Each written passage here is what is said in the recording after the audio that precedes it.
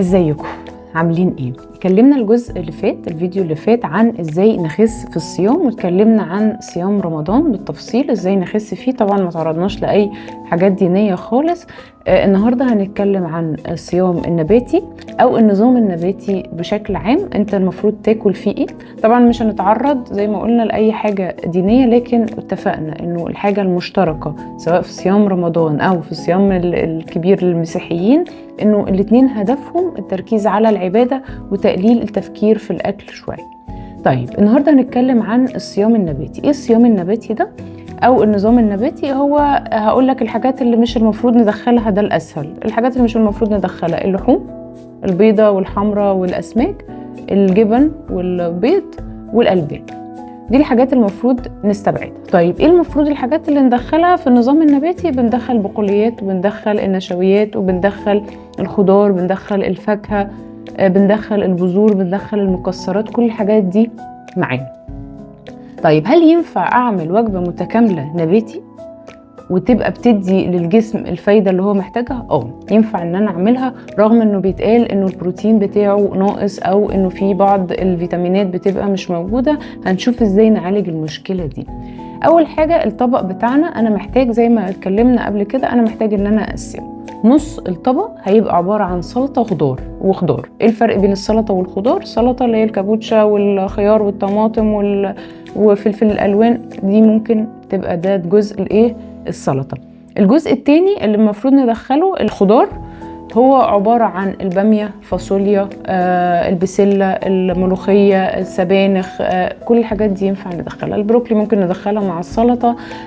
شوف بقى اي حاجة، في حاجات لستة كبيرة جدا حاجات ممكن ندخلها معانا سواء في السلطة او في الخضروات. خلاص، حاول تنوع بينهم ويكون ده الجزء بتاعك في الطبق بتاعنا.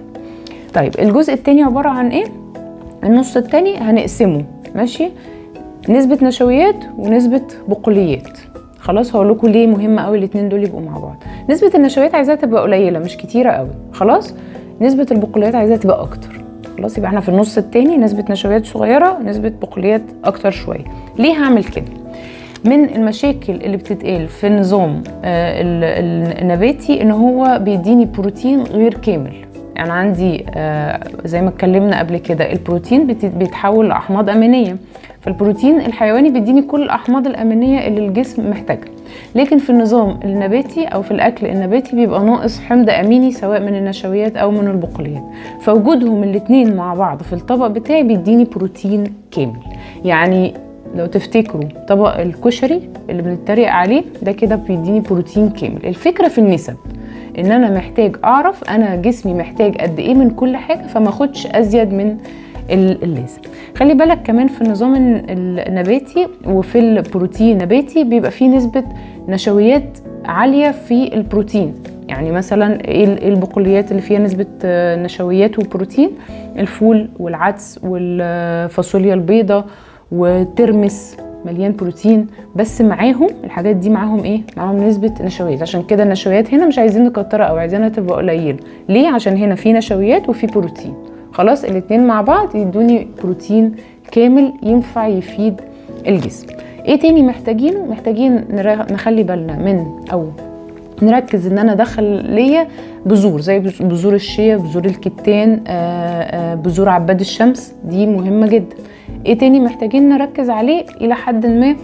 اللوز والمكسرات، لوز، فول سوداني، عين جمل، على قد ما تقدر. احنا عارفين الحاجات دي غليت قوي، فعلى قد ما تقدر. طيب ده الجزء اللي فيه دهون. طب ممكن اعوضه بايه؟ ممكن زيت زيتون، ممكن زيتون، ممكن افوكادو، برضو غالي شوية. يعني اللي تقدر تجيبه، دي حاجات كلها صحية.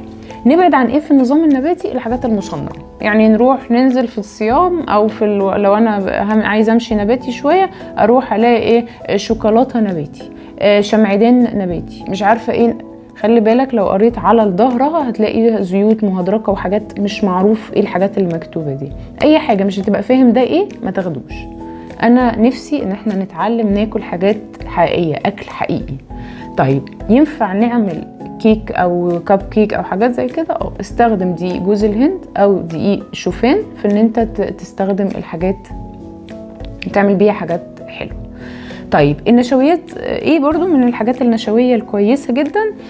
الشوفان كويس جدا، الكينوا هايله رائعه فيها تقريبا كل بقى الاحماض الامينيه، الرز كويس سواء ابيض او بني او بسمتي.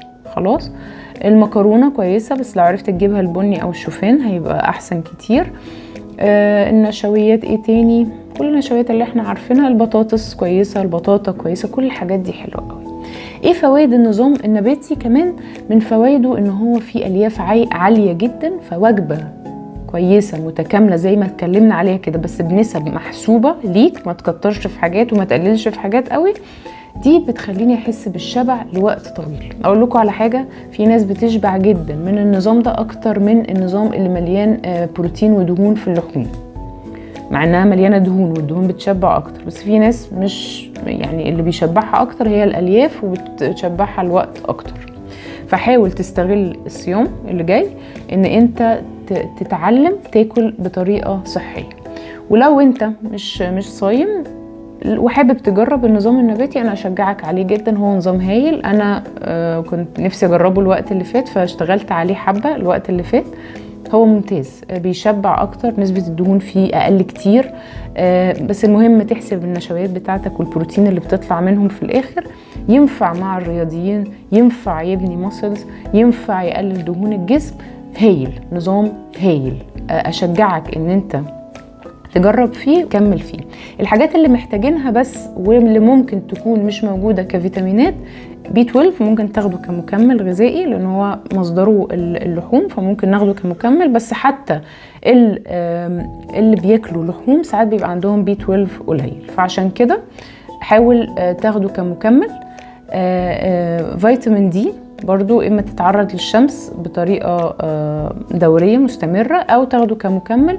الكالسيوم هنلاقيه في الشوفان، في لبن الشوفان ولبن فول الصويا، لو قدرت تجيبهم خلاص يبقى انت كده تمام.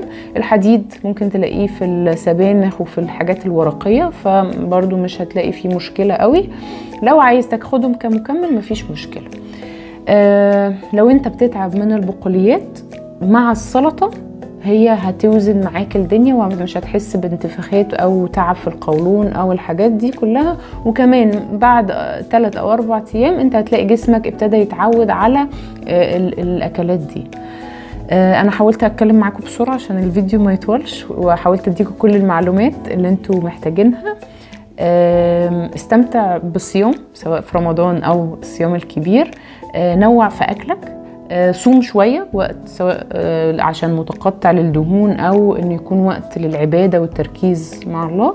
جهز اكلك بطريقة حلوة بصورة صحية، بس ما تدلوش يعني حجم ازيد من حجمه. هو الاكل جزء كده من حياتنا كلها، يعني حياتنا كده والاكل جزء منها صغير. حاول في الجزء ده تدخل كل الحاجات المفيدة لجسمك عشان تعرف تكمل باقي حياتك دي بطريقة صحية. العب رياضة، حاول تتمشى كتير لو مش لاحق تروح جيم. لو بتروح الجيم العب كارديو وشيل اوزان على قد ما تقدر ببرنامج معين كده حاول تعمله لنفسك. لو محتاج اي مساعدة انا عاملة باكجز فيها تتضمن كل حاجة، بعمل فيها حاجات رياضية وبنعمل فيها الوجبات اللي انت عايزها باي نظام، سواء لو كارب كيتوجينيك او لو حابب للنظام النباتي برضو بعمل كل الأنظمة دي بطريقة صحية باحتياجات جسمك انت مخصوص، بالمقاسات بتاعتك انت، بكل احتياجاتك. بتابع معاك بصورة دورية، كل يوم ببقى معاك اونلاين، وبالليل بتديني ريبورت ايه الاخبار، وبعد اسبوع بنشوف النتيجة بتاعت الدايت بلان ونشوف اذا كنا نعدل او نكمل عليه اسبوع تاني ولا نغيره. بديك وصفات لاكلات كويسة صحية عشان تتبسط في الدايت وما تبقاش زهقان. لو محتاج اي حاجة ابعتلي. كل سنة وانتم طيبين وميرسي ليكوا خالص.